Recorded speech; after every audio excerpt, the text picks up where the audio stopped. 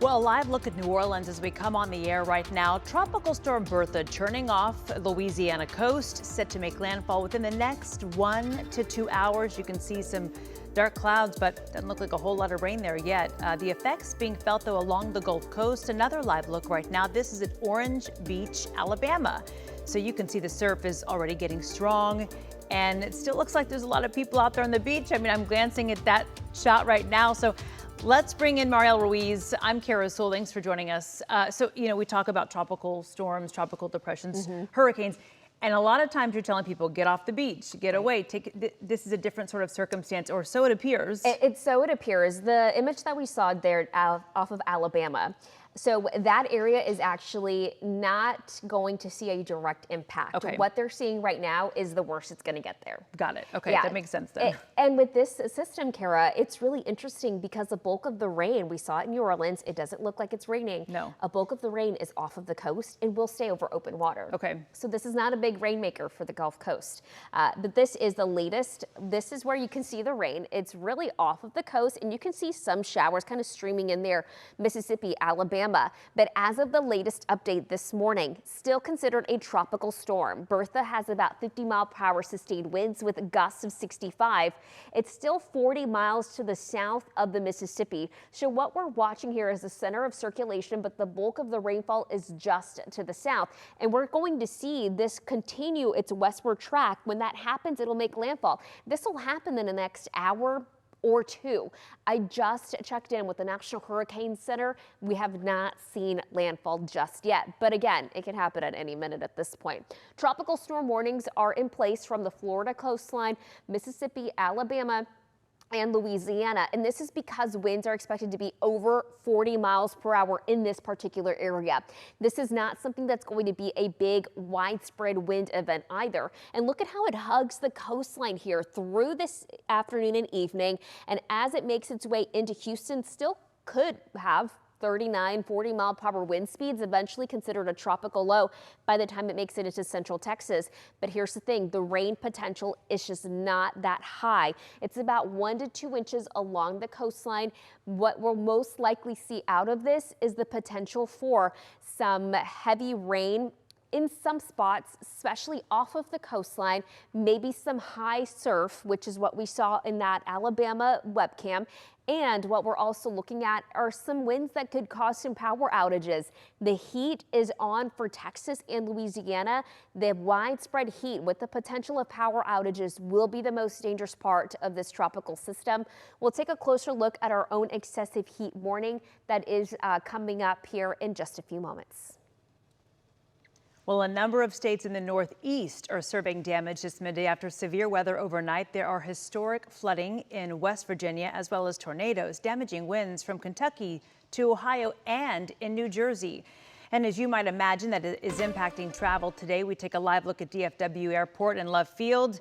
Sunny skies here, as you know. More than 500 flights have been canceled across the country today, with another 1,800 delays. The hardest hit airports in the Northeast: JFK, LaGuardia, Boston Logan, and Reagan National. Now we're going to talk about our roads this midday. Let's get the traffic anchor Erica Lopez with an update. Hi. Hey, Kara, thank you so much. Right now, we're looking a little bit busy as you plan out your drive. 35E in the area of Inwood. We're actually dealing with road work on both sides of 35E in this area, so northbound and southbound. We can see we've got a right lane closure over here. We're seeing some emergency crews over here as well. So this is going to be one area that I want you to just be mindful of. If you're headed this way, it's looking a little bit congested. I will say, overall, as we take a look at our map, we are seeing a lot of green out here. Zooming into where this is, if you are getting ready to head this way, it's that stretch that we see road work pretty much every day during midday during the week here. Now, aside from this, I'll run you through a couple other quick cameras. I-30 and Dow Rock right around Lake Ray Hubbard, not seeing any road work here, and things are moving nicely in both directions, which is great to see. Switching you over to, looks like that camera has dropped out for us. We'll get you over to another one that's working. 75 this morning in Collin County here in Allen. No issues or delays. Kara. Well, an alert this midday from the city of Hearst. Residents in the northern part of the city are being asked to conserve water right now. Crews are fixing a water main break at the intersection of Mid-Cities Boulevard and Hurstview Drive. And the city says it is taking longer than expected. So it's asking for folks in that area to limit water use just to keep the tanks filled.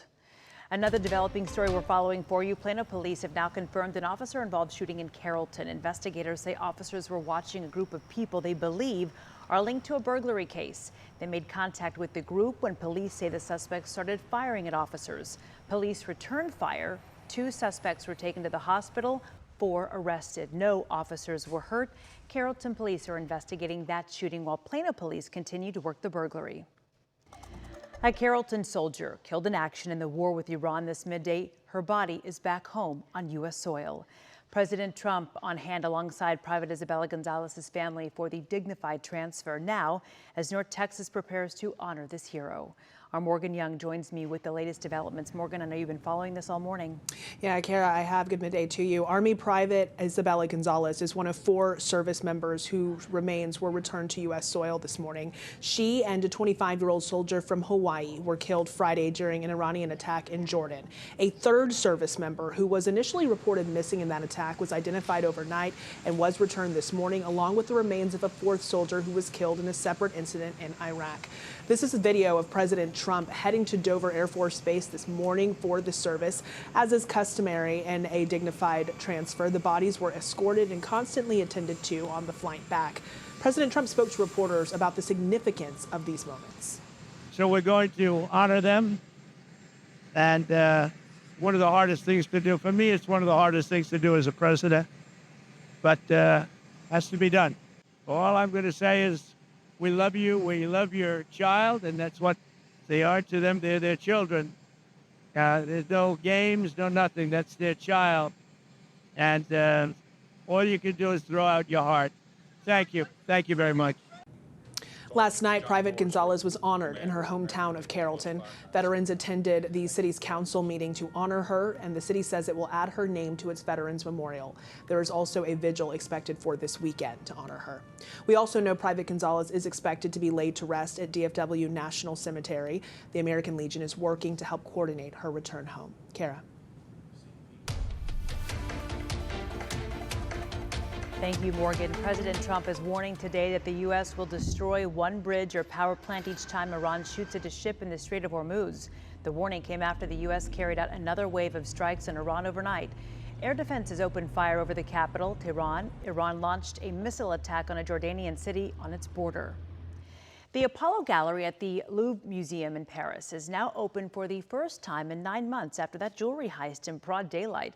More than $100 million of jewels remain missing as 5 suspects await trial. ABC's Rena Roy has the latest. Tourists lined up outside the famed Louvre Museum in Paris today to be among the first in 9 months to visit the Apollo Gallery. The massive gallery doors reopening to the public this morning. Oh, I think it's incredible to be here today and to be able to see it reopening tonight. The gallery had been closed since last October when several pieces from France's crown jewels collection were stolen in a dramatic heist in broad daylight. 5 suspects arrested, the jewels worth more than $100 million still missing. Well, it's surprising that it happened at all. I was shocked when I heard it happened. I don't know what they did over 9 months. Hopefully they increased security. Museum officials say security has in fact been boosted with the addition of new surveillance cameras and anti-intrusion systems. Officials say it took the thieves just 7 minutes to get away with the jewels after they entered the gallery through a window. Now the collections and precious jewels that were once displayed have been removed from the gallery. The museum director says precious jewels will eventually be put back on display in a high-security vault with no windows. Rena Roy, ABC News, New York. Well, Powerball is moving across the pond. As of today, Powerball is officially available in the UK, allowing players there to compete for the same jackpot as all of us and with the same odds. Tonight's a pretty good jackpot to try and score. It stands at a whopping $567 million. Not enough money? Well, Friday's Mega Millions jackpot is at $743 million right now after no one won last night. $750 million. There were several match 5 winners, but none here in Texas.